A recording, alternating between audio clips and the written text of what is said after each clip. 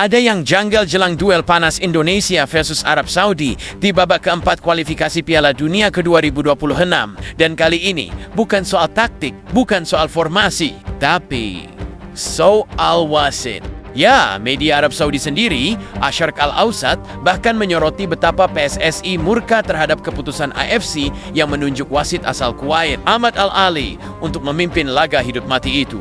Karena Kuwait masih satu regional dengan Arab Saudi, dan itu jelas mencoreng prinsip fair play yang seharusnya dijaga mati Mession di level sebesar ini. Bayangin, Arab Saudi sudah dapat keuntungan jadi tuan rumah grup B, semua laga digelar di Jeddah, dan sekarang mereka juga dikawal oleh wasit dari teman sebelah rumah.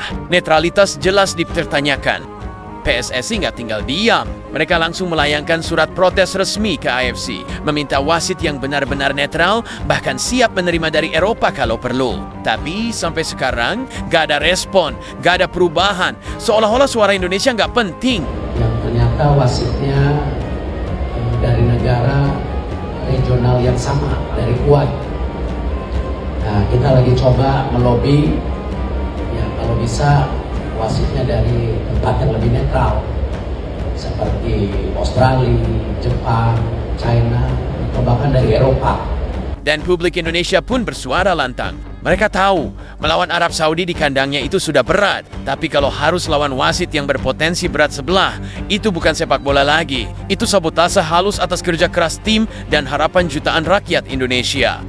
Kini semua mata tertuju ke Jeddah. Bukan cuma soal duel panas di lapangan, tapi juga soal martabat dan keadilan di dunia sepak bola Asia. Karena warga Indonesia masih ingat betul bagaimana timnas Garuda digembosi oleh wasit botak sialan yang juga asal Timur Tengah dan harus rela berbagi poin dengan Bahrain di laga round ketiga kualifikasi Piala Dunia tahun lalu. Tentu warga Indonesia tidak ingin hal ini terjadi untuk kedua kalinya. Karena kalau sepak bola sudah dimainkan bukan dengan kaki dan hati, tapi dengan politik dan koneksi, maka Indonesia tak akan diam. Garuda bisa saja terbang di bawah tekanan, tapi percayalah, kita nggak akan tunduk hanya karena wasit bersiul dari arah yang salah.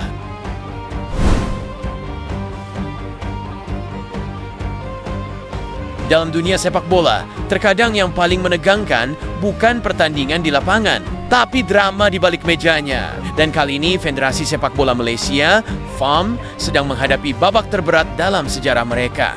Setelah FIFA menjatuhkan sanksi berat karena dugaan pemalsuan dokumen 7 pemain naturalisasi, seluruh negeri geger. Bayangkan, proyek besar naturalisasi yang selama ini dibanggakan Malaysia, kini berubah jadi bumerang mematikan.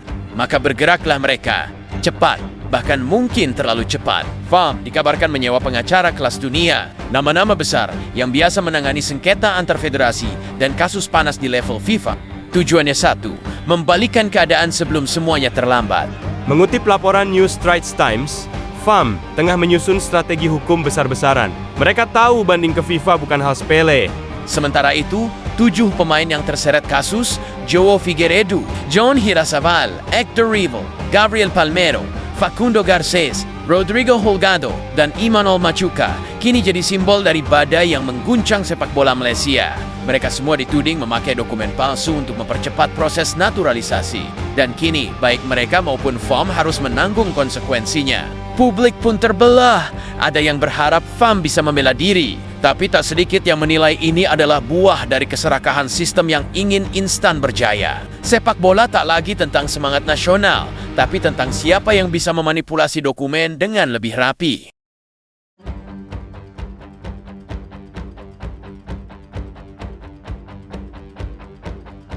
Samuel Figueiredo, ayah dari João Figueiredo, anak saya tidak ada darah Malaysia. Tak hanya keluarga Rodrigo Julian Holgado, ayah dari penyerang Brasil João Figueiredo, yakni Samuel Figueiredo, juga melontarkan pernyataan pedas. Ia mengaku sangat kecewa karena FAM berani mengajukan dokumen yang menyebutkan João memiliki garis keturunan Malaysia. Padahal, menurut Samuel, keluarga mereka murni berdarah Brasil tanpa ada hubungan sedikit pun dengan Malaysia. Ini konyol. Anak saya tidak punya setetes pun darah Malaysia. Tapi, federasi datang dengan dokumen yang seolah-olah menghubungkan kami dengan Malaysia. Mereka menjanjikan gaji besar, status bintang, dan masa depan cerah. Nyatanya, semua itu kebohongan besar. Samuel Figueiredo juga menegaskan bahwa keluarganya merasa dikhianati dan dipermalukan di mata dunia internasional. Ia bahkan berencana bergabung dengan keluarga lain untuk menuntut ganti rugi atas kerusakan nama baik dan karier anak-anak mereka. Selain keluarga Holgado dan Figueiredo, 5 keluarga pemain naturalisasi lainnya juga ikut bersuara. Mereka kompak menyatakan bahwa keputusan membiarkan anak-anak mereka menerima naturalisasi Malaysia adalah kesalahan terbesar dalam hidup mereka. Sudah jatuh tertimpa tangga. Begitu kira-kira peribahasa yang cocok menggambarkan nasib pemain naturalisasi timnas Malaysia, Rodrigo Holgado. Pasalnya buntut dari sanksi FIFA yang melarang bermain selama 12 bulan akibat dokumen naturalisasi abal-abal FAM.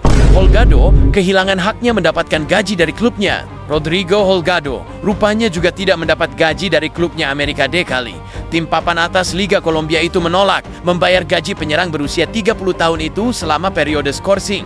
Hal ini sudah pasti menambah amarah dari keluarga pemain. Sudah terkena larangan bermain 12 bulan, mereka juga harus kehilangan pemasukan. Tak heran, beberapa keluarga pemain Malaysia berniat menuntut FOM atas kasus pemalsuan dokumen yang entah bagaimana bisa dilakukan oleh federasi sebesar FAM. Dan yang paling parah, jika terbukti sah dan benar mereka melakukan pemalsuan dokumen, sanksi yang diberikan bukan lagi 12 bulan, melainkan bisa saja larangan bermain seumur hidup. Tentu hal ini adalah mimpi buruk bagi setiap pemain bola, di mana mimpi yang sudah dikejar sejak masih belia harus hancur karena klaim keturunan Malaysia oleh FAM yang juga tidak jelas keasliannya.